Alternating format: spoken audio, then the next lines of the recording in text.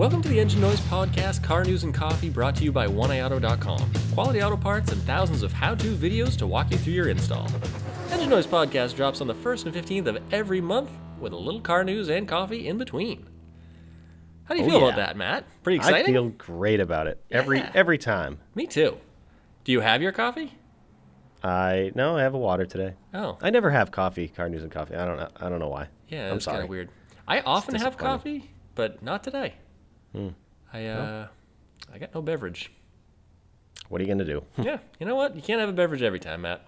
Not every time. Should we just jump into the headlines? Yeah, let's do it. We got to get these headlines to the people, Matt. Let's do it. All right. Headline number 1. Specialty Engineering is about to unleash a tribute to the original GMC Syclone. Whoa. Yeah. So I'm going to give a little backstory here. If you're not familiar with the GMC Syclone. I am not, actually. All right. So in 1991, GMC came out with a totally sweet pickup truck. And it was called the GMC Syclone. And it was, figure. I know, right? And it was, first of all, it's spelled Syclone, which is not typically the way you'd spell cyclone. No. So it was spelled that way, but it also had a 4.3 liter V6 turbocharged engine, and it was all-wheel drive, and they were all automatics, which was kind of a bummer. But they were pretty much like the fastest thing on the street in 1991, and they looked totally sweet because they were lowered, they were all-wheel drive, they had some pretty wide tires on it, and they had like a cool body kit. So it was like, if you were to buy like a normal S10 and do all the cool stuff you wanted to do to it, you would pretty much end up with a GMC Syclone, because it was pretty much like just an awesome version of an S10 in 1991. So now it's 2020, and Specialty Vehicle Engineering is pleased to announce the 2020 Syclone, the most iconic performance truck ever, now powered by a 455 horsepower supercharged 3.6 liter V6 engine. Yeah. Only 100 limited edition, outrageously fast 2020 Syclone sport trucks will be built, and it will be based on the 2020 GMC Canyon two-wheel drive and four-wheel drive extended cab truck in all the factory colors, and each one will be numbered from 1 to 100. That is crazy. Only 100? Yeah. Wow. But guess what else? What? To properly balance the awesome power of the supercharged 3.6 liter V6, the Syclone includes a high-performance brake upgrade that features 6 piston forged front calipers. The stock is 4. They are red with black Syclone graphics, and there is a 2-piece 13.6-inch diameter, which is bigger than stock, which is 12.2 inch, slotted front rotors to provide serious stopping power. So this isn't just an engine package, Matt. This is brakes. This is cool body. This is awesome wheels. This is like a blackout grill. This is some stickers. This is a cool interior. It has like all kinds of cool stuff. It's basically the 2020 version of the GMC Syclone in 1991. Well, that's pretty awesome. Yeah, it's pretty dope. This is definitely a vehicle that I would very much enjoy. The only thing there's only 100 of them, Jeremy. I know, and where there's 100 of them, there is a very high price tag. Oh, I'm sure. Now, I don't know what the price tag is because it is not on their website that I can find, and it is also not in any news articles that I can find. So I don't know what the price tag is going to be, but I'm sure it's going to be a lot. And the other interesting piece of information that is completely missing is the transmission. Now, I have to only assume that all of these will be automatics because I'm pretty sure that GMC Canyons, if you buy them brand new, only come in automatics. Though I could be wrong. Feel free to correct us. Reach out to us at help@enginenoisepodcast.com. If they're all automatics, you kind of lose a little bit of my interest, you know? Well, yeah. So, anyways, that's my headline number 1, Matt. I don't know, Jeremy. Maybe it's not the truck for you. I know. If I could just get like a 6-speed manual, two-wheel drive, V6, supercharged, 455 horsepower, I'd be into that. Yeah. I mean, it's just what I want in my life, Matt. Yeah. Well, you could always get it and then change it over. That's true. buy a really expensive truck and then rip the transmission out of it.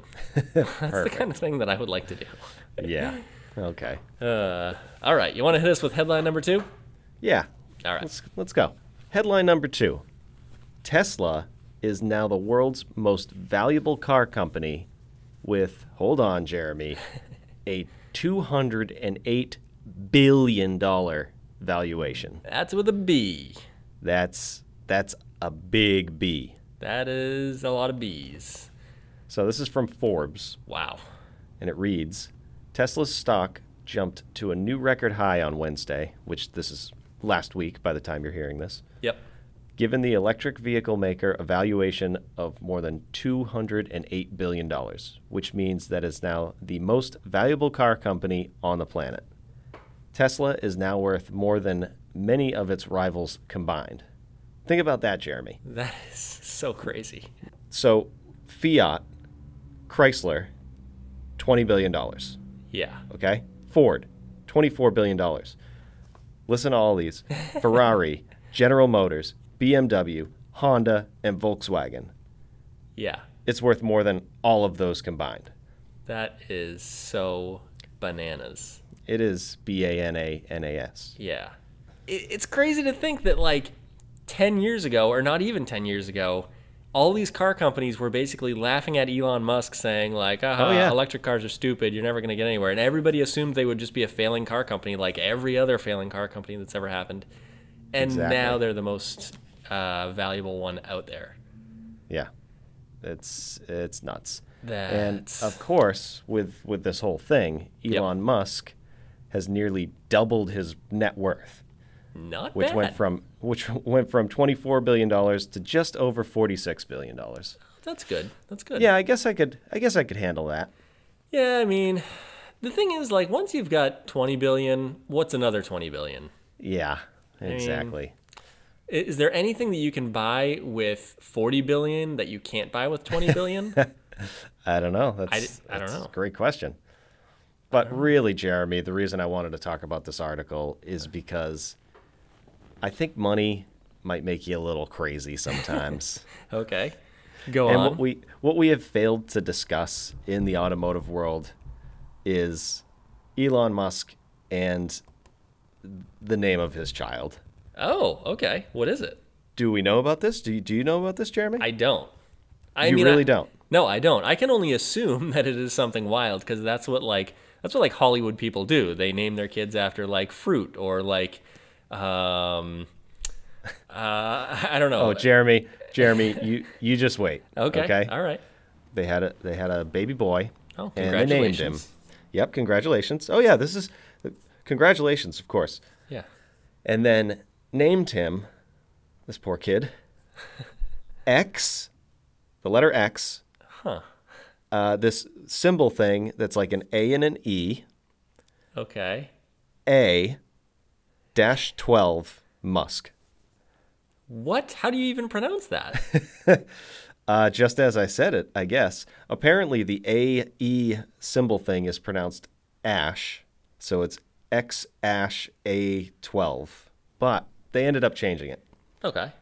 And the reason that they changed it was because apparently in California, where they live, you can only use the 26 alphabetical characters of the English language, according to the state constitution, to make a name. I mean, it makes sense. I guess so, yeah. So they changed it, and they changed it to XAE A-XII. Wow. As in the Roman numeral. So instead of 12, they did XII. I still don't know how to pronounce it. Ashe 12? I don't think it's meant to like flow like that. I think it's literally meant to be pronounced X-A-XII, unless they stick to 12. I don't know. Maybe they have nicknames for him. I don't know. Yeah, this is very strange, Matt. So to break down the name, his wife, a Canadian musician, explained the X stands for the unknown variable. Okay. Meanwhile, the AE symbol, or the ash, is the Elven spelling of AI, which is shorthand for artificial intelligence. And the word for love in several languages, including Japanese. And the A12 is, of course, a precursor to the SR-17, their favorite aircraft of all time. Oh, yeah, that makes sense. Yeah. Okay. Yeah, it makes a lot of sense, Matt. Yeah. At least there is meaning behind it. Yeah, there's definitely meaning behind it. I mean, there's also plenty of great names out there that are, more easily pronounced. But yeah, like Steve. Yeah. Yeah, I mean, that's a pretty strong name right there. Yeah. Steve Musk. Yeah. Wow. Well, it's just you got a lot of money. You just got to name your kids crazy things, I guess. I mean, congrats to them for their new baby X. Absolutely. Congrats. Shall we dive into the headline number 3, which is our final headline, Matt? I think we should, Jeremy. All right. FCA, which is the Fiat Chrysler automobile company. Mm-hmm. So FCA axes Dodge Journey and Grand Caravan for 2021. Uh-oh. Matt, this is a big deal. That is a big deal. So this is an Autoblog blurb, and it goes... A what? It's a blog blurb. It's a blog blurb. FCA confirmed this week that Dodge will end production on both the Grand Caravan and the Journey after the 2020 model, leaving the brand without a front-wheel drive crossover for the first time since 2008 and without a minivan for the first time in nearly 4 decades. That is pretty crazy. See, I'm not so much surprised by the Journey, but the Grand Caravan. I know. That's like a staple. I know. The Caravan is like, it saved Chrysler in the 1980s. Yeah. It was like a game changer. Yeah. But 2020 comes along. Boom. Game over, Caravan. That's too bad. I mean, sales must go up for other companies, I would assume, if they're getting rid of their staple Caravan. I would guess so. The one thing that I also read along with this, I don't know if it was in this article or just one on a similar page, was that they are putting more focus on their muscle cars. So I can't be mad about that. They have Wasn't Ford doing a similar thing with getting rid of like all sedans, yeah. Yeah, it was like all sedans except for, I don't know, Mustangs and something else. I don't know what it was. I forget. It was like a year ago-ish. Yeah. But yeah, crazy. Yeah, I guess know what's going on in the car world nowadays, Jeremy. Yeah, well, right now I saw some tweets a little earlier today. Oh. This is not part of my planned headlines, but I did see that the car companies are struggling. They're struggling right now. Yeah. So Makes sense. Hopefully things pick up for them and we don't lose more major brands out there. Because I always hate to see brands go away like Pontiac did so many years ago. Mm-hmm. But yeah, things. The world is changing, and apparently the world does not need a Grand Caravan anymore, according to Chrysler.